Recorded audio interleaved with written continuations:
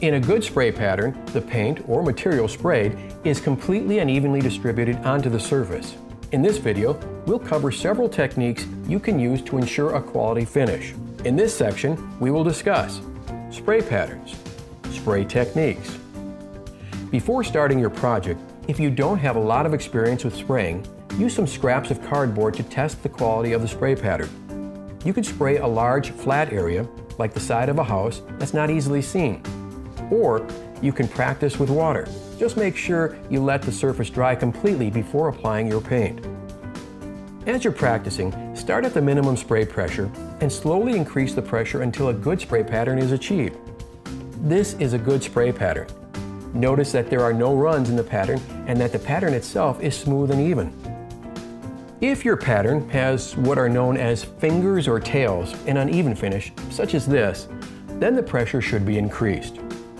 Spraying at the lowest pressure possible while still getting a good spray pattern will save wear and tear on your pump and spray tip and reduce overspray.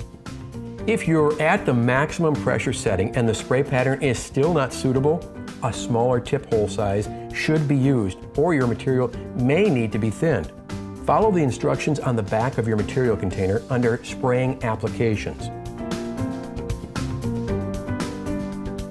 The gun should be held approximately 12 inches from the surface and aimed straight at the surface. While moving vertically or horizontally, the gun should remain at a consistent distance from the surface. Fanning the gun to direct the spray at an angle causes an uneven finish. Flex your wrist at the beginning and end of each stroke to maintain an even coat.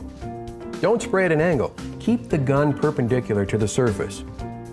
To practice proper gun positioning without spraying, try moving the gun and holding it perpendicular to the surface, only about 2 inches from the wall. Notice how at the beginning and end of each stroke, you'll flex your wrist to keep the gun square to the surface. Move out to 12 inches for additional practice. Work in sections only as far as you can comfortably reach.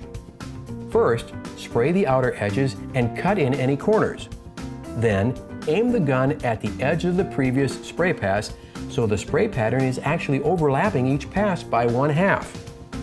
Trigger the gun after starting each spray pass and release before ending the spray pass. Your arm should be moving when the trigger is pulled and released. This will create a nice fuzzy edge around the entire spray pattern so your next pass will blend into the previous pass. Rotating the guard changes the pattern to either vertical or horizontal orientations. When spraying on broad open surfaces, such as ceilings and bare walls, the outside edges should be sprayed first, then the middle can be sprayed more quickly. For vertical corners, turn your guard so the spray tip is on the top and aim your gun into the corner. Spray along the corner, applying an even amount of material along both sides. Typically when painting, it's best to start at the top and work your way down.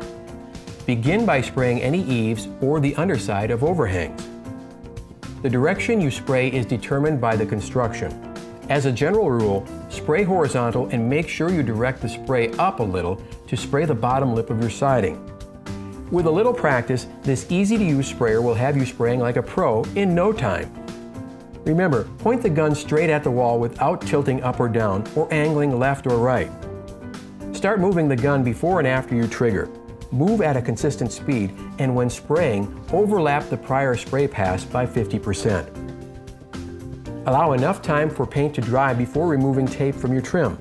This will result in crisp, clean lines.